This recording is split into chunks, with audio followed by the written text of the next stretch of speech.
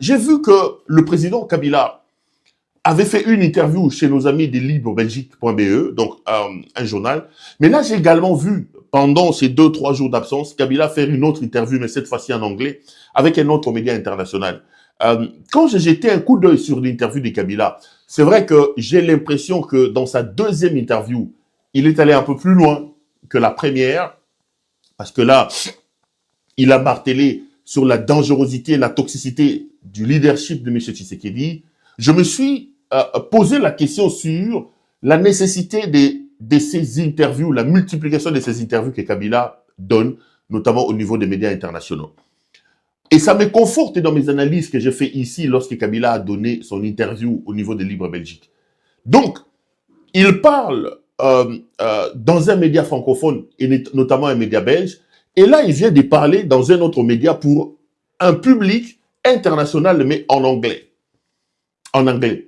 Pendant que les autres sont en train de festoyer, pendant que les autres sont dans la jouissance, il est important, alors très très important, de pouvoir mettre d'une certaine manière des lunettes pour essayer de lire entre les lignes. Moi, je ne reviens pas sur les discours de Kabila. Moi, je n'entre pas en profondeur, je ne suis pas porte-parole de Kabila, je ne fais que les analyses.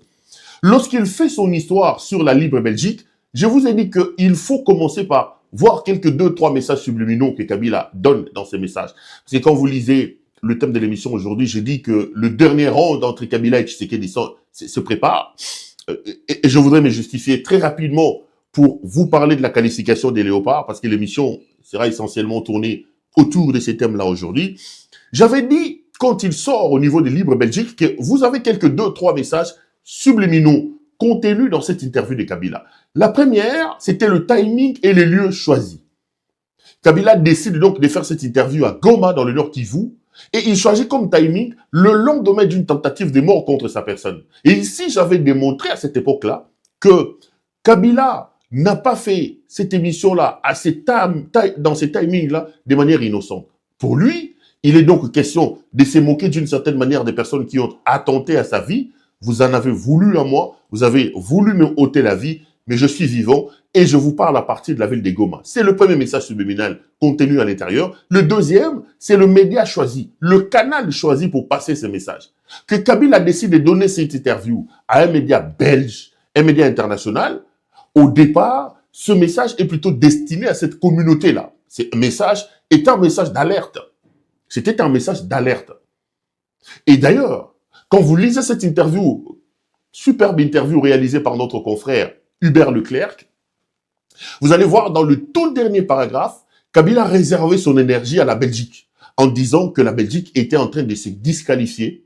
Je fais juste un résumé pour vous parler de ces dernières rondes qui doit bientôt s'ouvrir et se jouer entre ces deux hommes. Donc, Kabila dit que la Belgique était en train de se disqualifier. Il a notamment choisi l'occasion pour appeler la Belgique à pouvoir changer les fusils d'épaule par rapport à sa conception et à sa conduite de la diplomatie et des relations internationales avec la République démocratique du Congo. Donc, l'interview, non seulement, il donne un premier message de sa preuve de vie, toujours à Goma, là où on a attenté à sa vie, mais le deuxième message, c'est le canal, c'est les rayonnements utilisés. Donc, Kabila vise un public en particulier. C'est donc la communauté internationale, notamment dans le cas de la Libre Belgique, la Belgique qui aujourd'hui joue une influence assez néfaste et qui peut être considéré comme un vrai complice de tous les dégâts que M. Tshisekedi commet dans notre pays. Parce que si vous regardez la gestion, la gouvernance des relations internationales, de la politique étrangère de la Belgique envers la République démocratique du Congo, vous allez vous rendre compte de la complaisance, vous allez vous rendre compte, je vais le dire, de la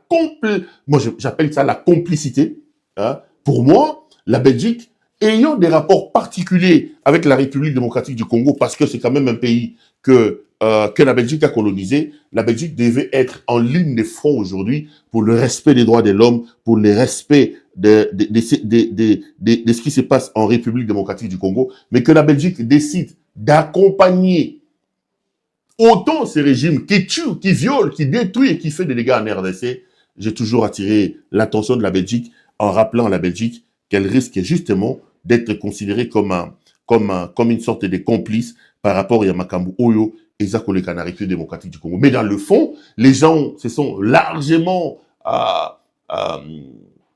les gens ont largement commenté cette affaire de la soudanisation. J'avais donné mon point de vue là-dessus aussi, en vous expliquant que la soudanisation, sur ce point-là, Kabila avait totalement raison. Le Congo est en train de se soudaniser. Kabila a dit que nous avons le risque de la soudanisation. Moi, dans le cadre de cette émission, j'avais même dit que Kabila est en retard. Le Congo est bel et bien déjà soudanisé. Bientôt, nous allons entendre des gaps qui seront encore beaucoup plus incontrôlables.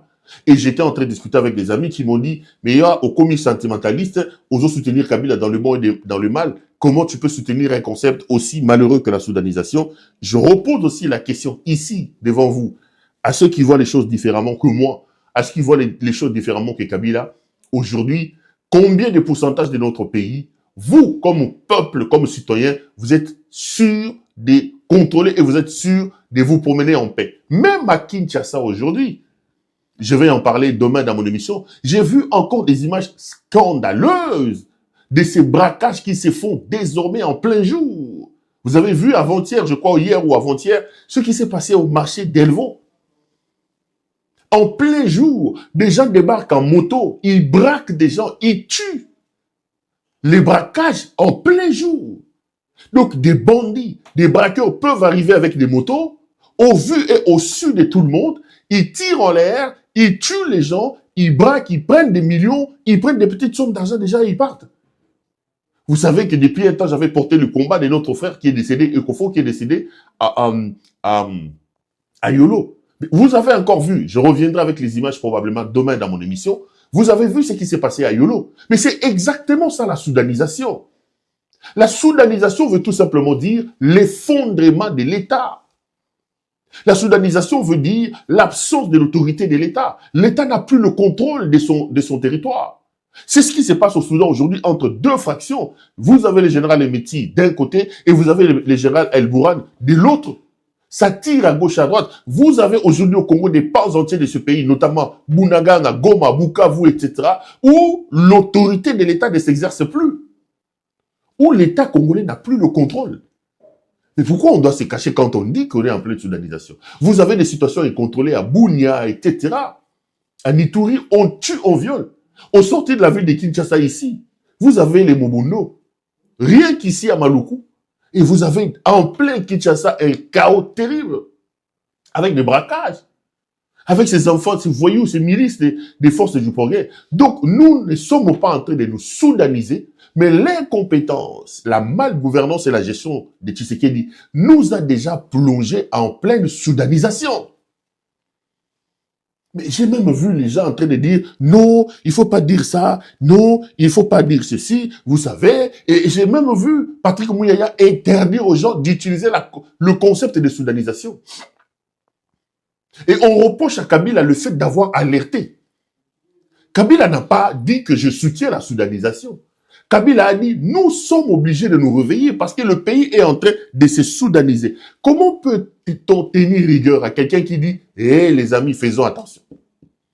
Faisons attention. Comment on peut tenir rigueur à quelqu'un qui a l'air? J'avais discuté avec un proche de Mouyaya qui m'a appelé, oh non, yo lobi Mouyayaza, tonton scroll, lobi Mouyayaza, Makutu, etc. J'ai dit, ça c'est des petits détails.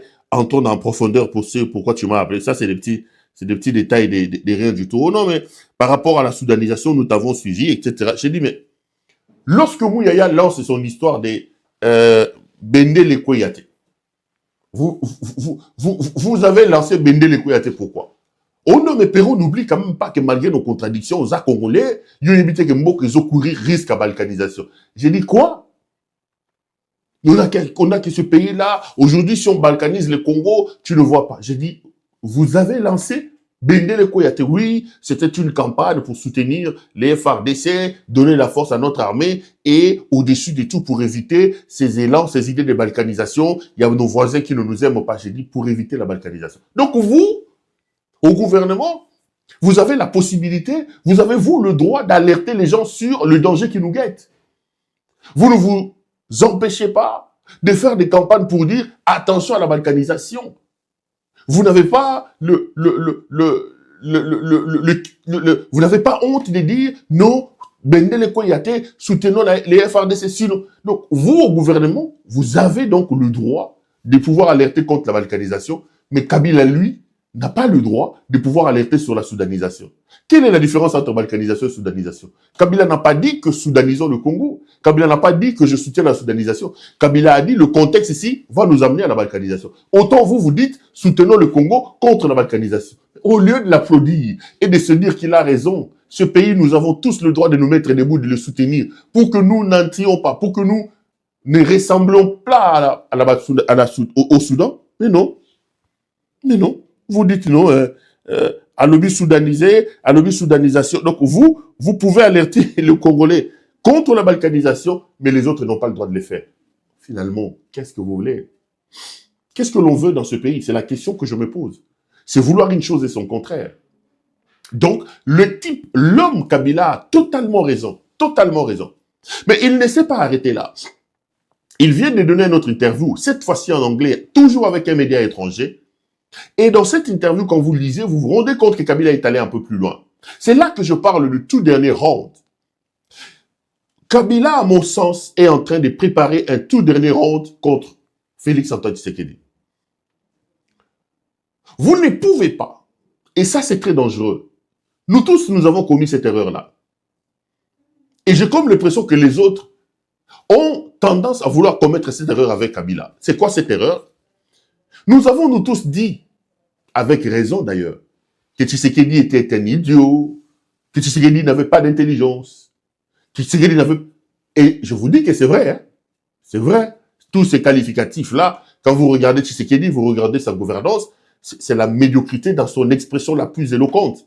Jamais dans l'histoire de ce pays, on est tombé aussi bas. Il y a des gens qui ont dit qu'il était idiot, il y a des gens qui ont dit, qui l'ont bien regardé en disant, il y en a même qui disent qu'il est bipolaire, qu'il est autiste. Il y a beaucoup de choses qui se sont racontées autour des insuffisances béantes, flagrantes de cet homme qui est arrivé au pouvoir.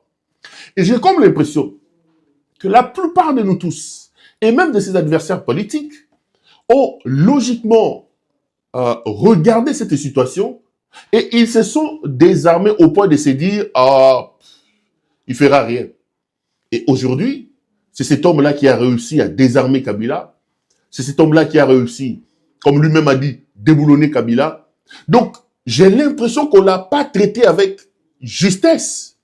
On n'a pas pris toutes les mesures pour traiter cet homme parce que visiblement, cet homme a des insuffisances notoires qui sautent aux yeux et qui sont remarquables. Mais c'est ça justement le danger. J'ai toujours dit aux gens, il est difficile d'avoir affaire à un idiot. Pourquoi? Parce que l'idiot est à la fois un danger pour les autres, mais l'idiot est aussi à la fois un danger contre lui-même. Parce qu'un homme calculateur, il peut jouer de la mauvaise gouvernance, il peut jouer de ceci, mais il le fait sur base d'une certaine intelligence, d'une certaine générosité qui l'amène à calculer ses actions. Mais lorsqu'on est dans une sorte d'idiocratie, où l'idiotie gouverne une république, on pose des actions sans se rendre compte de leurs conséquences et sans les calculer. Et là, c'est très dangereux. Donc cet homme qui instaure l'idiocratie est une menace, non pas seulement pour nous, pour la République, mais est aussi une menace contre lui-même. Parce que vous avez du mal à le piéger, parce que vous avez du mal à l'examiner, on examine quelqu'un, on piège quelqu'un sur base de la rationalité, mais avec l'idiocratie, il n'y a aucune rationalité. C'est ça le danger. C'est ça justement le danger. Donc l'homme, il se réveille un matin, il peut aller au niveau de la caisse de l'État, là où la rationalité, la raison dit que le trésor public n'est pas sa poche. Lui, dans son idiocratie, il comprend pas ça, il peut dire « amenez-moi autant ». Et c'est ce qui perturbe un peu aujourd'hui. Donc, aujourd'hui, quand on regarde la nature des analyses qui sont faites contre Kabila par les laudateurs de Tshisekedi, je rigole, j'ai l'impression qu'ils font la même erreur. Ils sont en train de s'égosiller en expliquant qu'il a été déboulonné, il a été ceci, il a été cela, oubliant quand même que Kabila a géré le pays pendant 18 ans, que c'est lui qui a structuré ce pays, que les institutions qui sont le nôtre sont l'œuvre des Kabila, que l'armée qu'on a clochardisée aujourd'hui, ces jeunes gens, ces militaires qu'on appelle aujourd'hui des clochards, ont été recrutés, formés par Kabila. Dire de Kabila qu'il n'a pas la capacité de nuisance, c'est tout simplement faire erreur et ne pas faire une bonne analyse. Alors, après avoir été condamné à mort, il a vu sa famille être traquée.